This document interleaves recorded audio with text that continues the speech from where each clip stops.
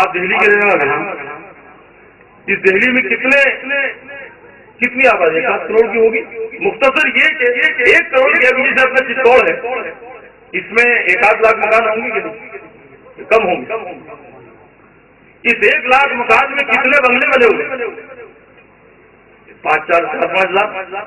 باقی سب درمیانی مکان، پھر کچھ جھوپڑیاں، پھر کچھ کمزور سے مکان۔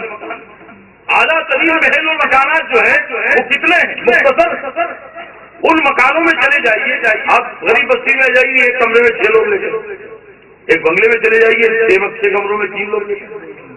ہے کہ نہیں؟ تو یہ امتیاز دنیا کے اندر دکھایا جا رہا ہے کہ جنت میں مختصر لوگ جائیں گے، اللہ کے ولی جائیں گے، ولیوں کے غلام جائیں گے، اور اولیاء کرام فرماتے ہیں کہ آپ مغرب کی نماز کے بعد یہ عمل پڑھو گے تو تمہیں 4 محل ملیں گے، فجر کے بعد یہ پڑھو گے تو 7 محل ملیں گے۔ اب ایک آدمی کو 7-7 5-5 محل ملیں گے تو یہ بھیڑ جائے گی کدھر؟ آپ اکٹھا کر کے ادھر لے جائیے جہاں جہنم کی آگ تمہارا انتظار کر رہی ہے اور جنت کی آگ 10 محل ہمارا انتظار کر رہے ہیں۔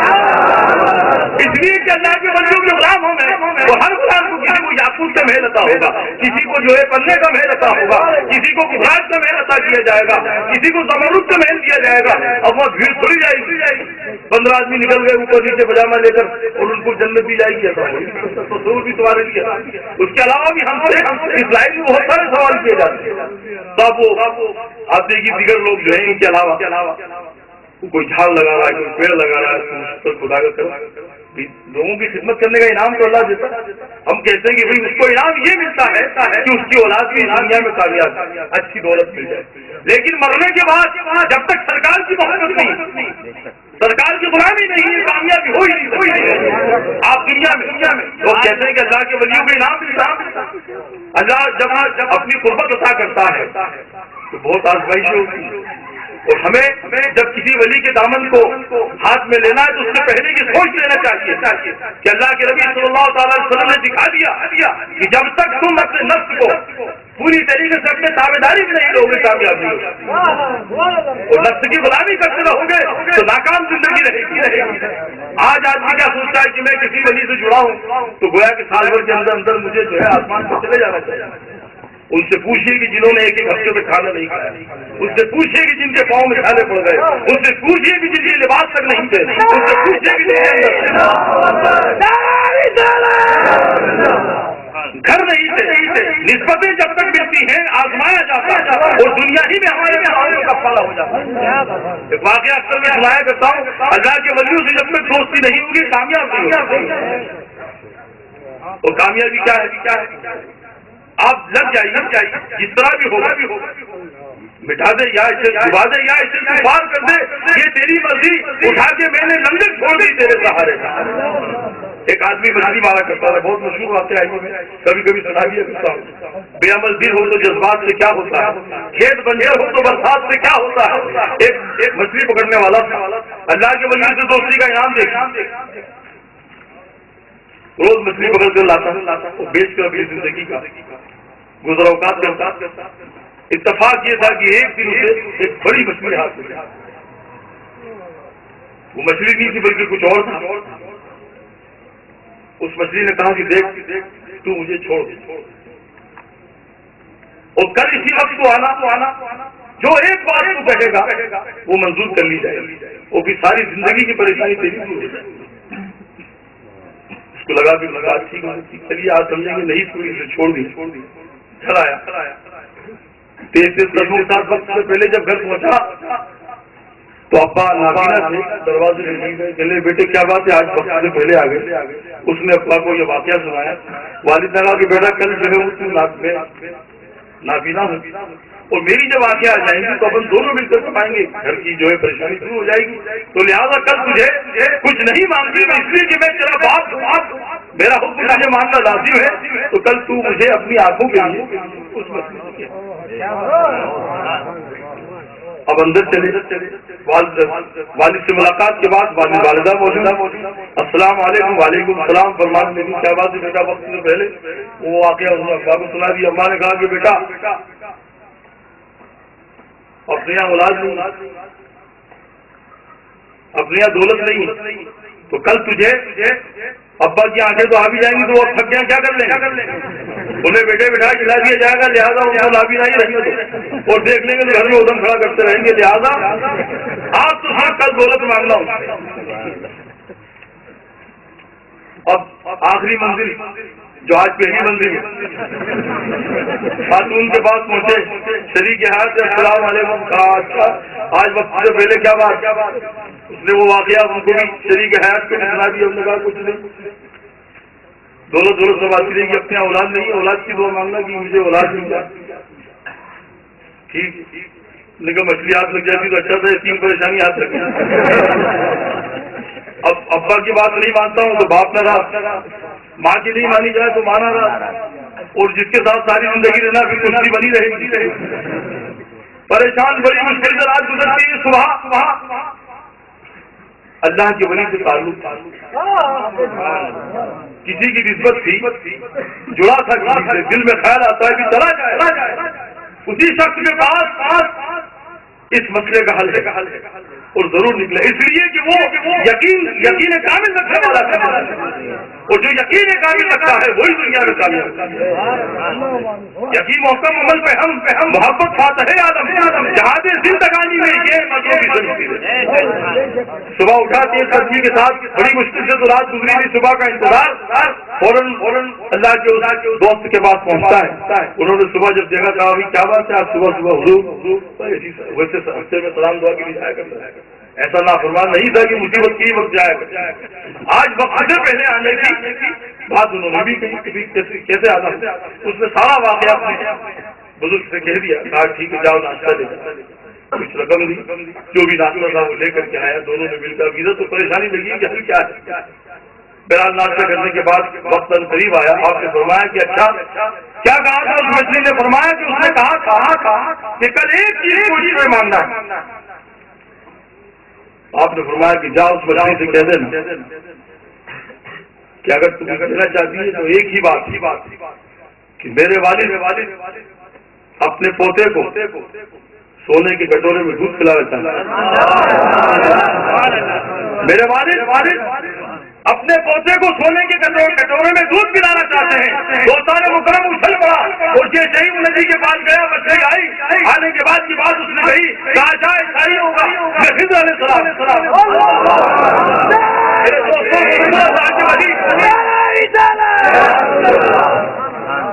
وہ دولت بھی ملی، آپ کو آنکھیں بھی ملی، اولاد بھی ملی، تو نسبت ہے تو دنیا میں کامیاب، اور جس نسبت نہیں ہے تو میرے دوستوں کچھ نہیں، درود پاک پڑھ لیجیے۔ اللہ کے ولیوں کے دربار میں جب ہم جاتے ہیں، اب یہ سلام ہی ہے، غوث اعظم نے پوری دنیا ہمیں عطا کر اور یہ فیضان عطا کر دیا کہ تم اس راستے میں چلو گے تو تمہاری زندگی بھی کامیاب ہوگی، ذکر کی، تلاوت کی، نمازوں کی، اذکار کی، آداب و احترام کی آپ پوری توجہ کے ساتھ اپنی زندگی میں شامل فرمائیے، پھر دیکھیے کہ ساری دنیا آپ کے ساتھ بھی نظر آئے۔ آج یہ ہر چیز سمجھانے کے لیے ہمیں آئی ہے، کچھ نیا نہیں ہے، دنیا کہتی ہے کہ ہم میڈیا کے ذریعے آج لیٹسٹ زمانہ ہے، ترقی آپ سے دور کچھ نہیں، یہ موبائل ہم تمام حضرات کے پاس لگ بھگ جدید چیزیں ہیں، ٹیکس ہے اور دیگر سہولت کی جتنی چیزیں ہیں، آپ کا میرا تعلق ہے، ایک نمبر اگر غلط ہوگا تو لگے ذرا سا نمبر مس ہو جائے، چیز چھوٹی سی، غوث اعظم رضی اللہ تعالیٰ عنہ 70 نہیں کروڑ لوگ چاہیں تو ایک وقت میں سرکار ان کے گھر جب ایک چھوٹی سی چیز میں دنیا کو دکھانے کے لیے اللہ کے ولیوں کے صدقے میں اللہ نے خود اپنے محبوب کے صدقے میں ساری دنیا کو یہ انعام دیا کہ اس کے ذریعے دنیا کا معائنہ کرو اور تمام جو نعمتیں دی قرآن نے اس کو سمجھو اور دین کو سمجھ کر عمل کر کے اپنی زندگی کامیاب ایک چھوٹی سی چیز ہے، 1000 نمبر میں موجود ہے، آپ کو صرف نمبر ڈائل کرنا ہے، بات ہو رہی ہے، ذرا سا نمبر بھی ہو رہا ہے، بات خراب ہو جاتی ہے، کسی اور کو لگ جاتا ہے۔ اب لوگ کہتے ہیں میں یاسین شریف کا ورد کر رہا ہوں، بات ہی نہیں بنتی، آپ نے کہیں چھوٹا موٹا کوئی مسٹیک کر دی، آپ کو کوئی ذکر بتایا، اس میں اعظم کوئی بتایا، یا رحمانوں پڑھا کرو، صاحب میں 1 مہینے سے پڑھ رہا ہوں، کوئی فیض ہی نہیں ہوتا۔ ایک مرتبہ کیا ہوتا ہے، ایک بھورا ہوتا ہے جو پھولوں پہ رہتا ہے، ایک گوبر میں رہتا ہے، اس کی بھی شکل اسی طرح ہوتی. تو وہ گوبر کا جو بھونرا تھا، پھولوں کے بھونرے نے دیکھا کہ یہ غلاظت میں پڑا ہے، اور کوئی کہے گا کہ تمہارا بھائی گندگی میں تم پھولوں میں، تو لہٰذا اس نے سوچا کہ اسے اٹھا کر کے باغ کی سیر کرائی جائے. اس بھونرے کو لے کر کے باغ میں پہنچا اور اس نے کہا کہ دیکھیے چمپا کا پھول. اس کے ذہن میں تو گوبر بتا ہوا تھا، تاکہ وہی بات آ رہی جو پہلے آ رہی تھی. اس نے کہا کہ اس سے بڑھ کر لے جایا جائے یہ موگرا. کہا کہ اپنے دماغ میں تو وہی بتا ہے، کوئی اوگرا موگرا سمجھ میں نہیں آتا. پھر جوہی، پھر چمیلی، پھر چمپا، سب طرف پھرا لی. آخر میں وہ جو ہے شہنشاہ گلاب، پھولوں کا راجا گلاب پر بٹھاتا ہے. بٹھانے کے بعد کہا کہ یہ وہ پھول ہے جو سب پھولوں کا راجا ہے. کہا کہ اپنے دماغ میں تو ایک ہی بات ہے گندگی کا. اس کے دماغ سے غلاظت جب تک دور نہیں کی جائے گی، جب تک اسے کوئی خوشبو سمجھ میں آنے والی نہیں. وہ اس کو نبی پر لے جاتا ہے اور اس کے ہر عضو کو بڑے اطمینان کے ساتھ دھوتا ہے، پوری طریقے سے اسے پاکیزہ کرتا ہے، صاف کرتا ہے، اور صاف کرنے کے بعد لے کر کے پھر باغ میں آتا ہے اور کہتا ہے کہ اسے چمیلی کہتے ہیں. ہاں لگتا ہے، ہاں اسے موگرا کہتے ہیں، ہاں خوشبو آتی ہے. یہاں تک کہ وہ تمام پھولوں کی سیر کراتا ہے، سب ایک کے بعد ایک سمجھ میں آتی ہے. یہاں سے آپ یہ سمجھیے کہ آدمی اپنے ذہنی غلاظت کو دور کرے، پھر اللہ کا ذکر کرے، بسم اللہ بھی پڑے گا تو فیض حاصل ہو جائے گا، یاسین بھی پڑے گا تو کامیاب ہو جائے گا، قرآن کی تلاوت بھی کرے گا تو کامیاب ہو جائے گا. اور جب تک یہ اپنے لائن بھی نہیں کرو گے کامیاب نہیں ہوگا. نعرہ تکبیر، نعرہ تکبیر، نعرہ رسالت، نعرہ رسالت، جشن غوث پاک، نعرہ تکبیر، نعرہ رسالت. زبان کی گندگی جب تک دور نہیں ہوگی، ہم اپنے ذہن و مزاج کو صاف نہیں کریں گے، اپنے عادتوں اور اطوار کو درست نہیں کریں گے، اپنے اندازوں کو تبدیل نہیں کریں گے، تو میرے دوست و بزرگوں کامیاب ہونا ہمارے لیے ناممکن ہو جائے. اللہ کے کلام کی تو بات بلند و بالا. اللہ کے کلام کے معاملات تو وہ ہے کہ جب کسی پہاڑ پر ایک آیت رکھو اور اولیاء کرام نے کیا وہ پہاڑ ریزا ریزا ہو گیا. اور ہمارے گھروں میں قرآن رکھنے کے بعد یہ بھی کہتے ہیں کہ برکتیں نہیں ہوتی. تو ہم نے قرآن نہ تو پڑھنا سوچ رکھا ہے، نہ سمجھنا سوچ رکھا ہے، نہ اسے سمجھ رہے ہیں. اس لیے یہ نسبتیں کیوں ہیں؟ اللہ کے ولیوں سے آپ دامن مقرر جب تک نہیں کریں گے، رابطہ قائم نہیں کریں گے تو سمجھ نہیں سکتے. اپنے گھر میں بیٹھ کر کوئی آدمی اصلاح نہیں کر سکتا، نہ کامیاب ہو سکتا ہے، نہ وہ آگے بڑھ سکتا ہے. اس لیے کہ ہمیں اگر ڈاکٹر بننا ہے تو اسکول میں نام لکھانا ہوگا، ہمیں انجینئر بننا ہے تو اسکول میں اور پڑھائی کے لیے جانا ہوگا، ہمیں عالم و فاضل بننا ہے اولیاء کرام کی خدمت میں آنا پڑے گا، علماء کرام کی خدمت میں جانا پڑے گا، اور درس و تدریس کے ساتھ ساتھ سب سیکھنا ہوگا. تو پھر ہمیں خانقاہ ہوگا. ایک سماجی دنیا کے نام سے کتاب نکلتی تھی دیوبند سے، دیوبند والے بھی آج کل ہمارا یاد کرتے ہیں، اور سارے دیوبندی کے ساتھ یہ حالت ہے ان کو سب کے بعد جنات ہو جاتا. کوئی گیا بھوت خرید کو پریشانی لے کے 4 جنات لگے، کسی کو 30 لگے، کسی کو 40 لگے. اچھا پھر ہوتا یہ ہے کہ وہ 2-4 اتارتے، 2-4 اتر گئے، باقی کہنے لگے وہ پھر دوسرا آ گئے، پرانے چلے گئے، اور اسی میں ساری زندگی ہو رہی. تو آپ کو معلوم ہو جب نسبت ہی نہیں ہے تو انعام کیا ملے گا؟ وہ جس سماجی دنیا کتاب پابندی کے ساتھ جو نکال رہے تھے اس میں سارے عمل جاتے. اتفاق سے میرے مطالعے میں وہ کتاب آئی تو کسی نے شاید حق بات لکھی، اس میں اسی انہیں کے لوگ عبد الرحیم قاسمی ایسا کچھ تھا ان کا آدمی، وہ لکھتا ہے کہ آج جلسے بھی ہیں، جلوس بھی ہے، میڈیا کے ذریعے لوگوں میں اعلان بھی ہے، کتابیں بھی شائع ہو رہی ہیں، جگہ جگہ نگر ہم گھوم کے کام بھی کر رہے ہیں، لیکن بات بھی کریں. اس کی وجہ صرف یہ ہے کہ ہمیں معتبر روحانیت نہیں مل پا رہی. اور اگر ہمیں روحانیت حاصل کرنا ہے تو مدرسوں میں نہیں، مساجد میں نہیں، ہمیں خانقاہوں میں آنا پڑے گا. اور جب خانقاہ میں آنا پڑے گا تبھی ہمارا قلب روشن ہوگا. اور قلب کی روشنی کے لیے ضروری یہ ہے کہ ہم اللہ کے ولیوں کے آگے آ کر ذات میں ادب طے کریں اور ان سے سیکھیں سمجھیں اور پھر عمل کریں تو زندگی کامیاب ہو سکتی ہے. اور اگر جب تک نہیں سیکھیں گے اور یہ سیکھیں گے تبھی کامیاب ہو سکتے ہیں، تبھی دنیا کی تمام طرح بھی آ جائیں گی تو ہمارا کچھ نہیں بگاڑ سکتی. لا خوف علیہم، کوئی خوف نہیں. حضرت راجو قطار حسینی حیدرآباد میں جن کا مزار ہے، بندرآباد کے بعد آپ ولیوں کا ادب تو دیکھیے، درود پاک کے پڑھ لیں اللہ. آج ادب نہیں ہے، پیر بنا دیا ٹھیک ہے، کچھ لوگ جو ادب جانتے ہیں کرتے ہیں، جو نہیں جانتے چل رہا ہے۔ بندہ نواز کے حضرات کی شخصیت کا نام جو لوگ جانتے ہیں الحمدللہ، تاریخ روحانیت پر چمکتے ستارے شہنشاہ قدم کا نام حضرت بندہ نواز سید محمد یسوع دراز آپ بھی علیہ رسول اپنے پیر کی محبت یہ کہ پال کی ان کے بال پھنس گئے، لیکن اپنے پیر کو تکلیف نہ ہو جائے بال کی اٹھا نہیں رہے،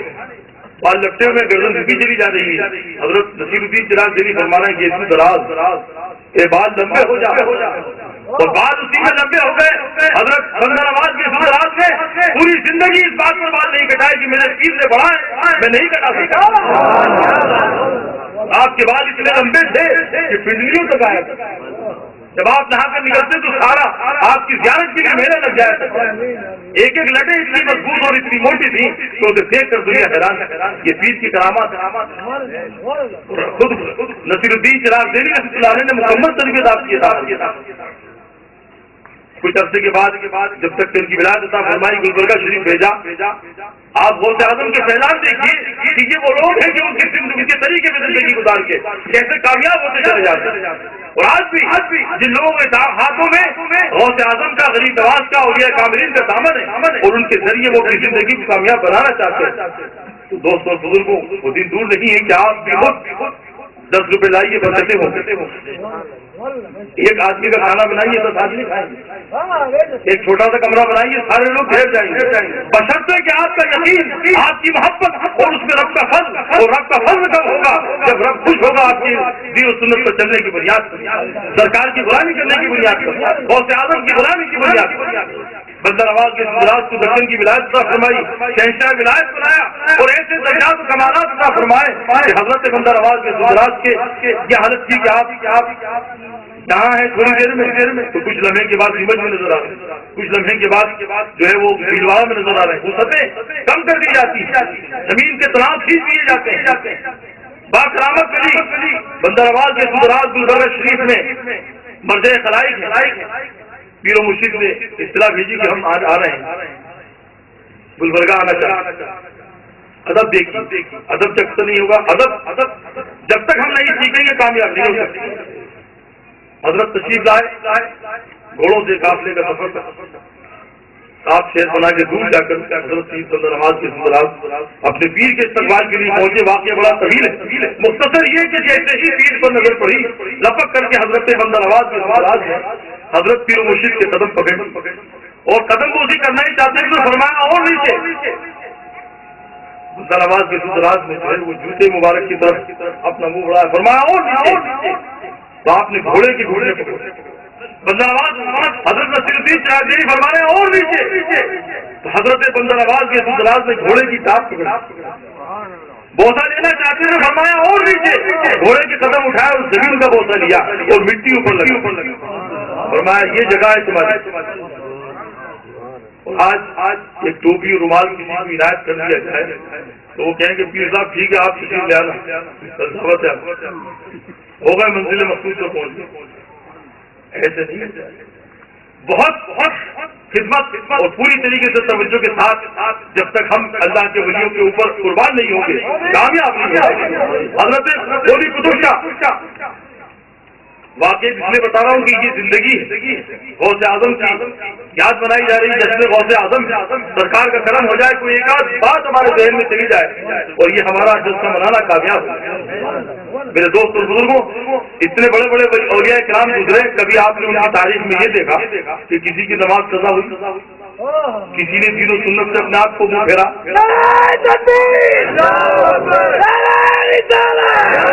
کسی نے کسی قسم کی شریعت کی خلاف ورزی کی، کسی پر بیٹھنے کا بھی طریقہ شاید بھول گئے، شکست کا اتنا بڑا صدمہ ہے۔ آپ نے پوچھا کہ کیا بات، آپ ہاتھی پر اس طرح منہ کر کے بیٹھے، کہا کچھ بات، کہا شکست کا صدمہ ہے، نہیں، کہا وطن کی محبت، کہا نہیں، پھر کیا بات ہے جو آپ اس طرح منہ کر کے بیٹھے ہیں حیدرآباد کی طرف؟ فرمایا یہاں میرے پیر و مرشد کا مطالعہ اب تو اور تنگ کیا گیا، اچھا آپ کے پیر بھی ہیں، ہاں آپ مرید بھی ہیں، تو پھر آپ کے پیر نے تمہیں فتح نصرت نہیں دلائی؟ اس جنگ میں آپ کے پیر مرشد جی موجود ہیں، ان کا آستانہ مبارک یہاں ہے، تو پھر آپ نے آپ کے دربار میں دعا نہیں کی، اور اگر کی تو ان کی دعا مقبول نہیں ہوئی جو آپ شکست کھا کر جا رہے ہیں، تو مرید صادق سے فرمایا کہ نہیں، یہ انہیں کا کرم ہے کہ مجھے باعزت محسوس کیا جا رہا ہے، اور میرے گلے کی بلائیں اب آپ کے گلے میں ڈالی جا رہی ہے، اور میں باعزت محسوس ہو رہا ہوں، تو دوستان مکرم جب ایسا یقین ہوتا ہے تب زندگی میں کامیابی آتی ہے، ورنہ ذرا سی مشکل آ جائے تو کوئی آگے دوست کہتے اور یہ بھی شیطان کا حربہ ہے، ارے صاحب وہ آپ کی دعا مقبول نہیں، تو دعا مقبول کیسے ہوتی؟ آپ کی آزمائش بھی تو ہے دنیا کے اندر، آپ کے گناہوں کا کفارہ بھی تو ہے کہ آپ نے حساب کے مطابق زندگی گزاری، تمہیں بتا یہ رہا تھا کہ حساب جب تک زندگی میں نہیں آئے گا، محاسبہ ہم زندگی میں جب تک نہیں کریں گے تو میرے دوست اور بزرگوں کامیاب نہیں ہو سکتے، اور موت کسی وقت بھی آ سکتی ہے، آتی آ رہی آنے والی، اور ہمیں دنیا میں تاج محل بنا کر کے بھی مرنا ہے، پورے ہندوستان کا بادشاہ بن کے بھی مرنا ہے، ہمیں چھوٹی موٹی جگہ حاصل کر کے بھی مرنا ہے، اور مرنا ہے تو غلام غوث سے اعظم بن کے مرو، مرنا ہے تو غلام غریب نواز بن کے مرو، مرنا ہے تو اولیاء کرام کی نسبت میں مرو، اور ان کی نسبت میں موت آئے گی تو یقیناً بڑے احترام کے ساتھ، موت کا انعام آسان نہیں، اتنی سختی کے ساتھ روح قبض کی جاتی ہے کہ اگر وہ واقعات بیان کر دی جائے تو آدمی چاہے کہ یا اللہ یہ گناہ میں نے کس محبت سے کر ڈالی، مجھے تو توبہ کرنا چاہیے، اور جب اللہ کی محبت میں، سرکار کی غلامی میں، اولیاء کرام کی نسبت میں موت آتی ہے تو وہ معاملہ بھی ایسا ہوتا ہے کہ نظام زندگی تبدیل کر دیا جاتا ہے۔ آپ الحمدللہ برہان کے میں نے بھی ساری تعلیم وہیں حاصل، دو بزرگوں کے مزارات وہاں پر ہیں، اور بھی کئی رہے مقام مقدس برہانپور کے بارے میں عراق کے شاعروں نے یہ کہا، رہے مقام مقدس کہ اولیاء خیرت انس سے پہلے طواف خدائے برا، وہاں پر حضرت شاہ عیسیٰ جلیل اللہ رحمۃ اللہ علیہ کا مزار مبارک حضرت موجود ہے، اور وہیں پر حضرت نائب رسول رحمۃ اللہ علیہ کا مزار بھی، یہ وہ شخصیتیں کہ جن کی تعریف پڑھیں گے آپ کو پتہ لگ جائے گا۔ حضرت شاہ عیسیٰ رحمۃ اللہ علیہ آپ غوث زمان سن 1127 ہجری میں پوری دنیا کے آپ غوث 27,000 حدیث پاک آپ کو زبان نہیں آتی، حضرت افضل الدین نائب رسول رحمۃ اللہ علیہ کو 14,000 حدیث زبان ہی آتی، حضرت نائب رسول رمضان کا مہینہ پہلا رمضان، دیکھیے اللہ کے ولیوں کی عبادات اور رب کا پسند کرنا، کیا نماز میں کسی کا احترام کسی کا اکرام کیا جا سکتا؟ نہیں، آپ دیکھیے اللہ کے ولی ایک ہیں، نماز حضرت شاہ عیسیٰ نماز پڑھانا، برہانپور کچھ ایسا شہر ہے کہ جہاں پر ہمارے یہاں قرآن پڑھانا مشکل ہوتا ہے، وہاں حافظ بنانا آسان ہوتا ہے، اور اتنا زبردست حافظ ہوتا ہے وہاں کا کہ آپ کے پیچھے کھڑا ہو جائے تو پیچھا کر الحمدللہ، شاعر بھی بہت ہوتے ہیں وہاں۔ مختصر یہ کہ حضرت نائب رسول رحمۃ اللہ علیہ، حضرت شاہ عیسیٰ رحمۃ اللہ علیہ نماز عیسیٰ بھی پڑھا رہے ہیں، پہلا رمضان ہے، اور پڑھاتے دوسری رکعت میں آپ رک گئے، ٹھہر گئے، پیچھے سے اوقات کرام کے حکم آ رہے ہیں، آپ